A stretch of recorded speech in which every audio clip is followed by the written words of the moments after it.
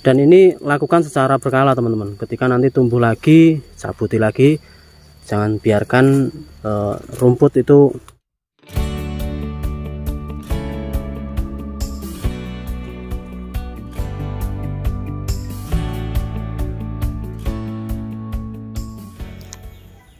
Assalamualaikum warahmatullahi wabarakatuh. Selamat pagi teman-teman. Jumpa lagi dengan saya di AHM Farm Channel. Di pagi hari ini saya sedang berada di kebun ya. Di sini lahan kedua kemarin. Waktu itu kita tanami bibit dari katak. Jadi sampai bawah sana. Ini tempatnya agak rimbun ya. Dan tema di video hari ini yaitu tentang beberapa hal yang perlu diperhatikan sebelum melakukan pemupukan pada tanaman porang. Kira-kira apa saja yang perlu diperhatikan? Pokoknya teman-teman simak terus, semoga nanti bisa bermanfaat ya. Ini sambil muter-muter biar enggak jenuh ya. Seperti ini teman-teman. Ini enggak kelihatan ya karena banyak rumputnya. Dan hari ini tadi juga dari pekerja udah mulai melakukan pembersihan gulma di sekitar tanaman porang. Ini teman-teman.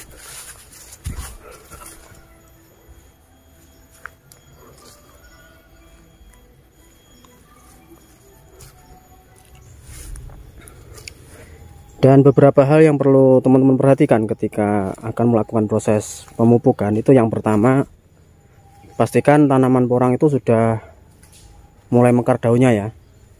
Jadi sudah tumbuh seperti ini teman-teman. Nah, ini umur berapa ya? 2,5 bulan bibit dari katak. Jadi pertumbuhannya seperti ini. Kalau sudah hampir 90% sudah tumbuh semua, atau ya paling enggak 70% lah, 70% sudah tumbuh semua, bisa teman-teman lakukan proses pemupukan pertama. Itu yang poin pertama yang perlu diperhatikan ya. Jadi biar tanamannya tumbuh dan mekar, baru nanti dilakukan proses pemupukan. Itu hal yang pertama. Yang kedua, pantau cuacanya teman-teman. Pastikan kalau akan melakukan proses pemupukan itu sudah turun hujan. Jadi jangan dilakukan proses pemupukan ketika masih cuaca ekstrim seperti yang pernah saya ambil video di beberapa minggu yang lalu.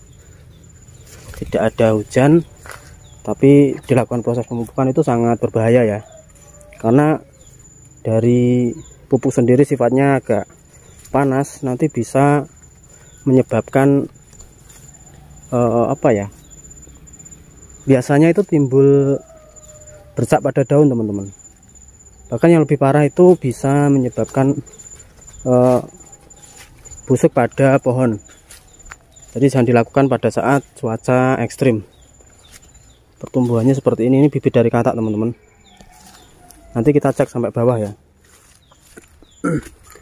Jadi yang pertama tadi pastikan tumbuh 70% ya.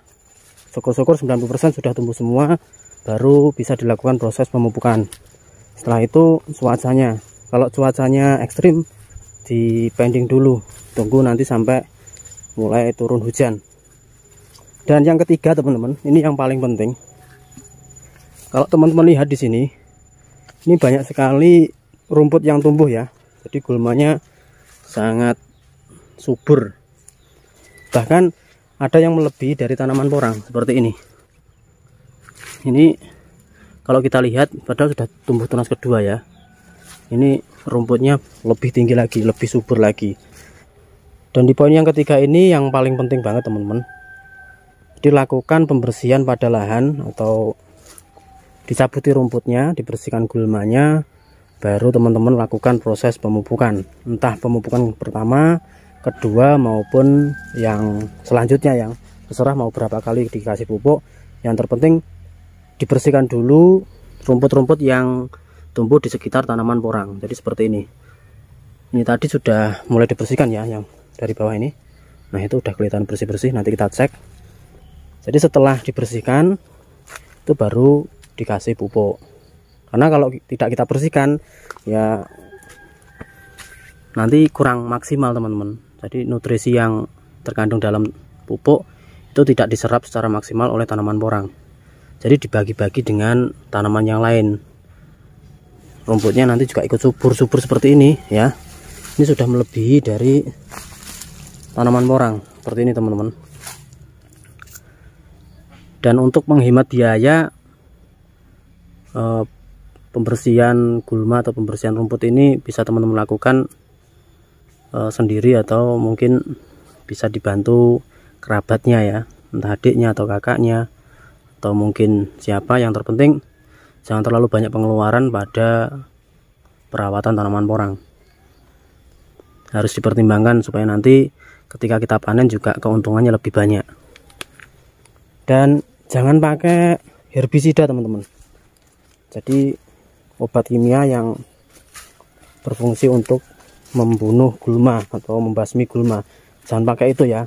Apalagi ketika tanaman porang sudah mulai tumbuh seperti ini. Tapi kalau memang pengen coba dan mungkin dosisnya dikurangi juga nggak masalah mungkin. Tapi saya sendiri tidak menyarankan. Kalau bisa jangan pakai itu ya. Jadi manual aja, pakai apa, ilmu 10 jari ya, atau 5 jari ya.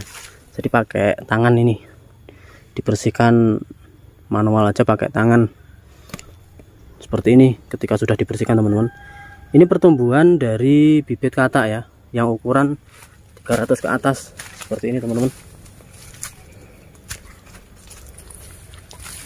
Nanti kita lihat proses pembersihan gulmanya seperti apa. Seperti ini sampai bawah sana.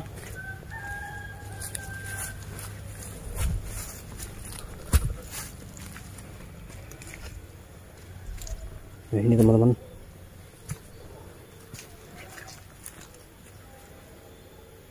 Jadi kalau teman-teman itu menanam dari bibit katak, pertumbuhannya kurang lebih ya seperti ini. Ini katanya udah mulai keluar ya ini. Oke, kita sambil keliling ya.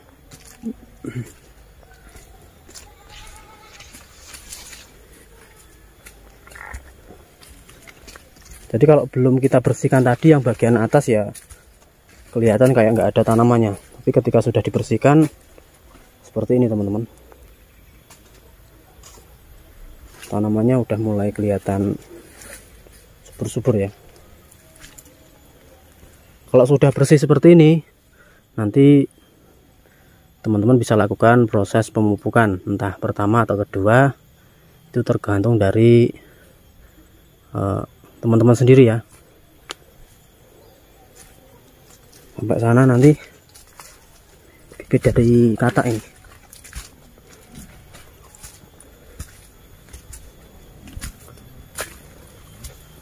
Kalau yang tumbuh besar-besar seperti ini mungkin bibit yang ketinggalan ya. Jadi seperti ini.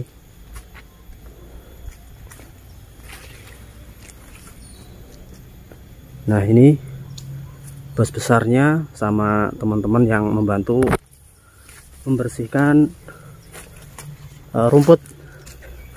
Kita lihat sampai ujung. Kalau pertumbuhannya normal-normal saja ya. Ini bibit dari katak.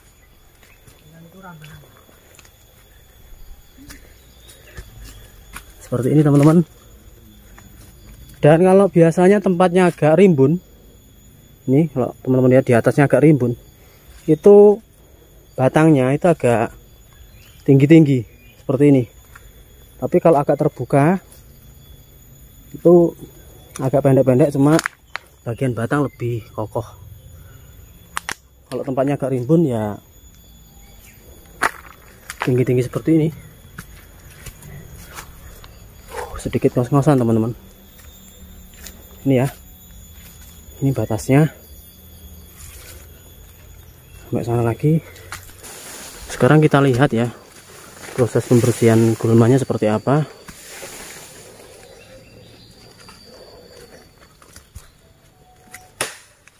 Seperti ini teman-teman. Jadi bersihkan secara manual aja ya, nggak usah pakai herbisida, pakai jurus pakai 5 jari. Jadi seperti ini.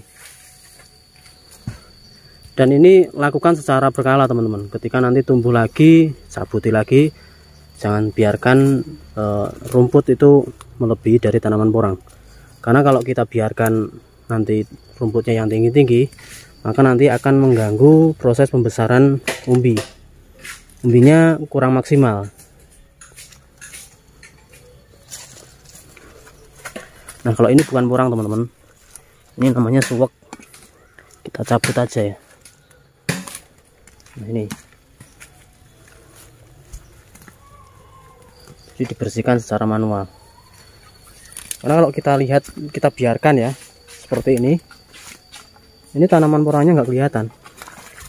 Tapi setelah dibersihkan seperti yang bawah tadi, sudah kelihatan tinggi-tinggi seperti ini teman-teman. Jadi itu tadi ya, beberapa hal yang perlu teman-teman perhatikan ketika akan melakukan proses pemupukan. Yang pertama, pastikan tanaman porang tumbuh tinggi dan mekar. Kalau masih bertunas, jangan dulu. Jadi biarkan tanaman porangnya mekar ya, setidaknya 70% ke atas. Dan yang kedua, pastikan cuacanya mendukung. Pada waktu itu juga sudah turun hujan, jangan sampai dilakukan pada waktu cuaca ekstrim atau sangat panas. Dan yang terakhir, yang paling penting, bersihkan gulma atau rumput di sekitar tanaman porang, karena itu yang paling berpengaruh sekali ya, biar nanti pupuknya yang kita taruh di sekitar tanaman porang itu betul-betul diserap oleh tanaman porang itu sendiri. Oke, itu aja ya teman-teman, sedikit berbagi informasi, semoga bermanfaat, dan sampai ketemu di video selanjutnya. Assalamualaikum warahmatullahi wabarakatuh.